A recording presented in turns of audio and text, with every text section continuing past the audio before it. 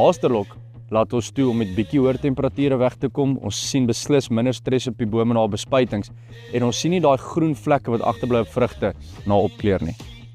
Ek dink die grootste nadeel met mineraleolie het te doen met die stres wat dit op die plant plaas. Masterlock is definitief 'n sagter produk. Ons sien minder sonbrand. Die Masterlock produk laat die vrug vinniger opkleur. Dit maak die algehele gebruik van Masterlock soveel meer aanloklik.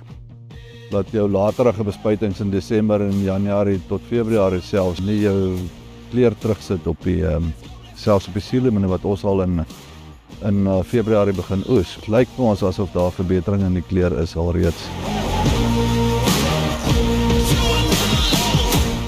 Masterlock, dit maak 'n moerse verskil.